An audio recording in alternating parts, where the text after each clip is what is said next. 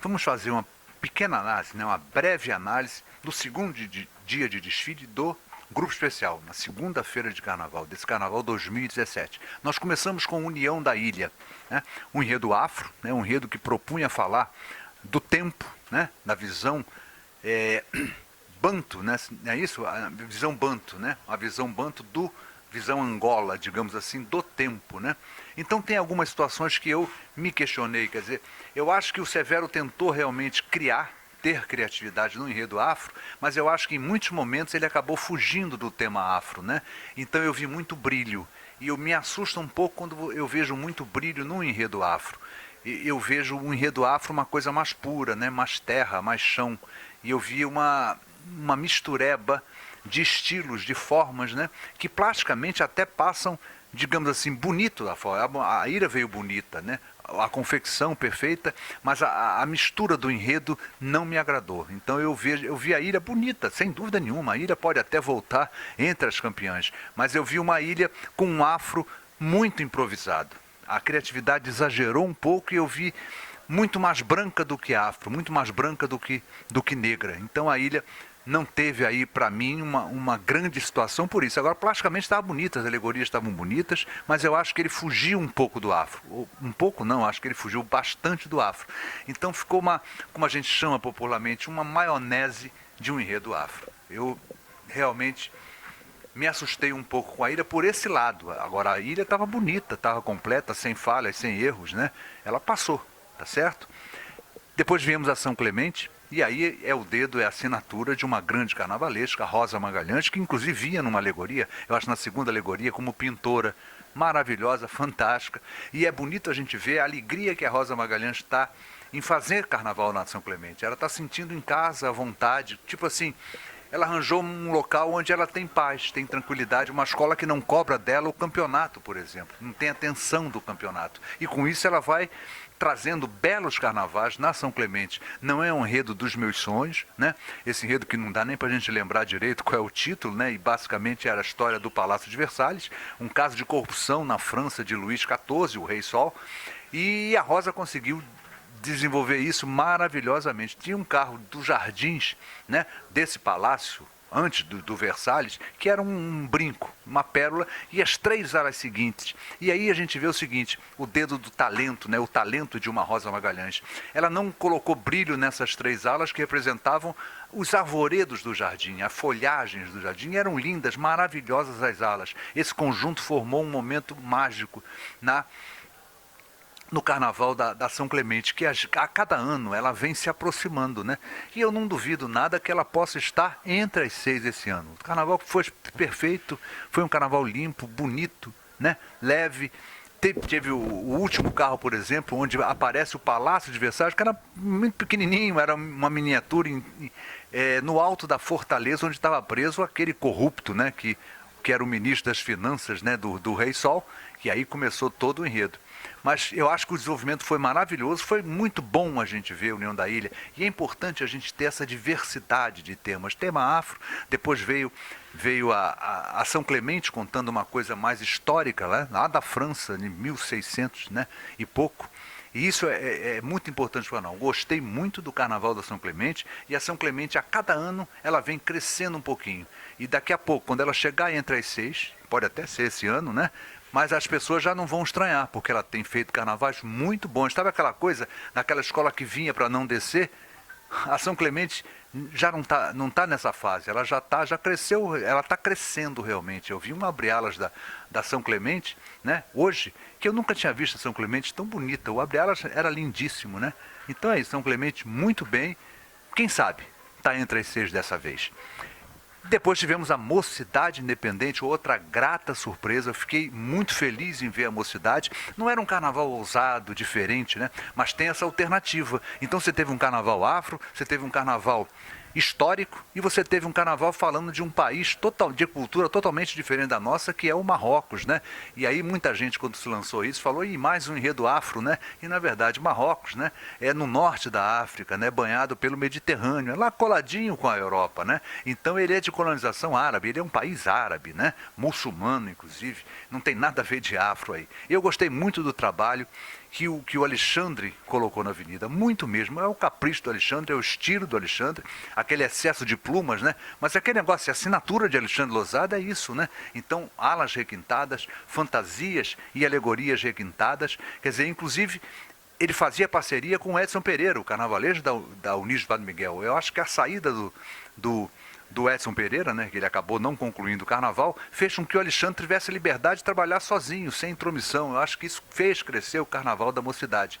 Eu acho que a diretoria da mocidade também incorporou uma responsabilidade maior. Então nós vimos uma mocidade esse ano muito mais forte que a mocidade do ano passado, sem dúvida nenhuma. Então eu vejo a mocidade brigando até mesmo por esse carnaval. Eu acho que não tem dúvida nenhuma que ela será uma das seis campeãs. Eu até imagino, porque no quesito aquisito, né? E a gente tem que lembrar uma coisa que a gente muitas vezes esquece, que nós teremos o descarte de notas. Então, nesse descarte, os grandes erros podem ir embora, né? E ficam só as notas limpas. E aí a mocidade tem chance de brigar por esse carnaval. Seguimos então ao Unidos da Tijuca, e aí a gente teve uma tragédia, né? A parte de cima do carro acabou despencando com pessoas dentro. Deviam ter algo em torno de 15 pessoas, 16 pessoas, mais ou menos, né? E isso aconteceu exatamente à minha frente, né? Foi no setor 1. E eu vi cair, e para você ter ideia como é que a coisa foi inesperada, eu achei que era um efeito especial. Eu achei que aquilo ia descer e subir.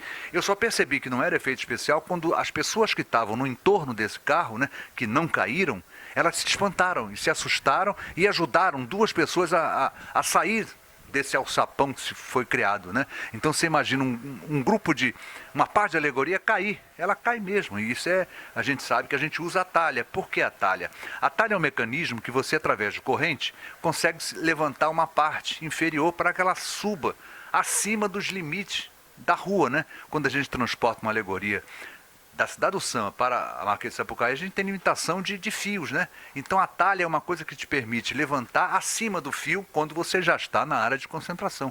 E essa parte caiu. Houve uma imperícia, certamente uma falha, ou um ferro que se soltou, que tenha quebrado, né? Isso é uma coisa importante para a gente debater, de repente, durante o ano, né? A conservação das alegorias. A gente repete essas alegorias durante muitos anos e nem sempre se faz uma verificação exata se aqueles ferros estão em condições de continuarem. Tem ferro aí com 10 anos, gente. Então isso vai, né? Isso vai enferrujando e vai enfraquecendo. Então pode ter havido um erro aí e acabou acontecendo a fatalidade. O carro ficou parado muito tempo e a escola toda começou a passar por esse carro, o que fez aí abrir um buraco à frente, né? Como já foi citado, né? O problema da bateria, que estava assistindo aquilo e continuando a fazer, a bateria continuando a tocar, né? E os puxadores continuando como se nada tivesse acontecendo, e está na tua frente, você está vendo, né? É muito complicado. Então é triste isso, mas a gente está numa competição. Infelizmente a Tijuca não tá entre as seis, é uma pena. Viria para brigar, plasticamente muito bem, ela viria para brigar com certeza. Eu tenho certeza que a Tijuca, não acontecendo nada de errado, né? E logo a Tijuca, que é uma escola que desfila tão certinha, não tem problema de nada, aconteceu logo essa grande tragédia. Uma pena, né? Então, infelizmente a Tijuca a gente vai ver o que a gente não vê há muitos anos, né? Lá embaixo da tabela. É uma pena. E fica muito triste pelo meu amigo Fernando Horta, pela comunidade, pelo carnavalesco, pelo Mauro Quintais. O que eu vi o Mauro Quintais à minha frente, animando a escola, foi um negócio assim emocionante, né? Ele animando a escola, tipo assim, gente, por favor, vamos continuar o canto. Mas ele tristíssimo, quer dizer, é uma coisa que a gente fica chateado. É um ano inteiro de trabalho que acaba sendo jogado fora por uma imperícia, né? Por um erro.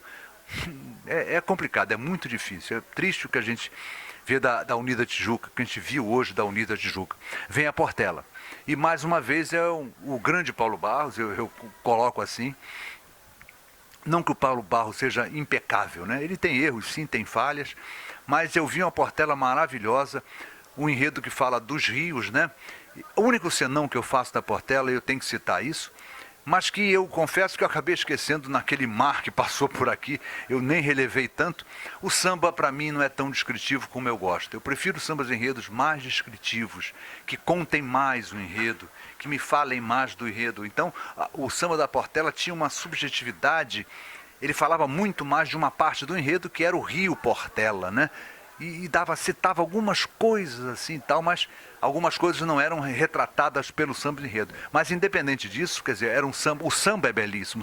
O Samir Trindade é um grande compositor e está mostrando isso. Ele só bota samba bonito. Eu só achei que a letra merecia um tratamento mais adequado ao enredo. Tanto é que a gente percebe, eu não sei, do projeto original do Paulo Barros, mas no projeto plástico da Portela a gente percebe uma tentativa de adaptação maior ao samba. Então você vê, por exemplo, os fundadores da Portela aparecem no mar, nesse rio, numa canoa, Clara Nunes aparece uma outra pessoa, Candeia, também aparece, né?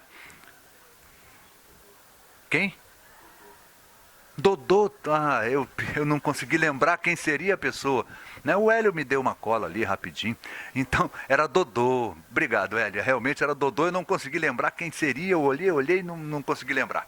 Mas, então a Portela fez. Então a gente percebe uma vontade da escola de adaptar, né, o seu enredo ao samba enredo. Isso começou a ter uma leitura melhor. Eu gosto muito do estilo do Paulo Barros, quer dizer, esses inusitados, essas diferenças do Paulo me agradam muito. O último carro da Portela era um brinco, gente. Era um carro que aparecia, era religioso esse carro, né? Então tinha um tipo assim de uns monges. Esses monges, eles quando tiravam a capa, né?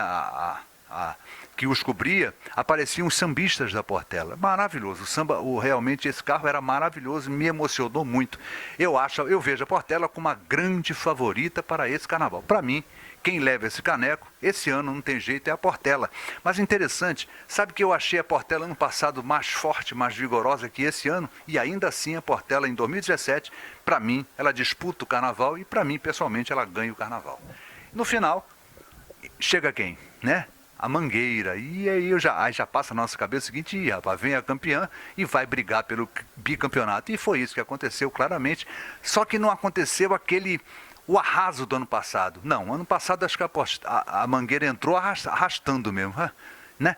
E esse ano não. Esse ano ela veio menos forte, mas com um pique de querer ser bicampeã. Ela chegou, eu vou ser bicampeã. O componente, a evolução da escola, o canto da Mangueira, a bateria da Mangueira é maravilhosa, continua sendo. Ciganeirei o carro de som muito bem, plasticamente muito bem. Eu faço só um sinãozinho aí com duas alegorias da Mangueira que não deveriam nem ter chegado aqui. Até dou um aviso ao meu amigo Leandro, né, que eu sou fã pessoal, para ele ter cuidado com isso. Não deixa sair alegoria sem uma decoração mais adequada. E a Mangueira tinha duas alegorias muito fracas, muito aquém. Alegorias que não passaram aqui nem na Série A.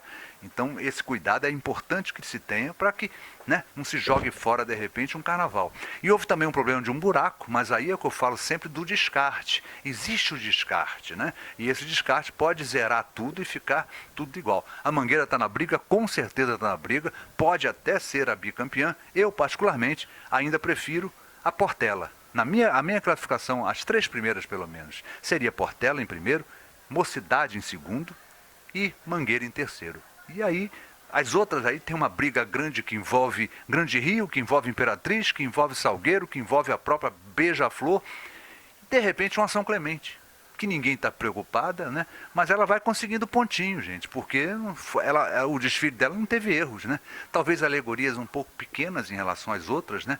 Mas a São Clemente está no caminho certo, porque esse negócio de alegoria, para fazer o que andou fazendo aqui, pela largura, e eu fico no setor 1, eu estou vendo, a dificuldade das alegorias entrarem é terrível, gente. É um buraco que se abre em cada alegoria, se abre um buraco no setor 1, porque para entrar é uma vez, outra vez, entendeu? Então acho que a gente tem que repensar inicialmente essa questão da largura das alegorias. Elas podem ser um pouco mais estreitas. Bom, essa é a minha breve análise da segunda-feira de carnaval. Até me estendi um pouco embalado, porque também amanhã não vou poder falar nada, então eu aproveitei hoje. Então é isso aí. SRZD, Carnaval 2017.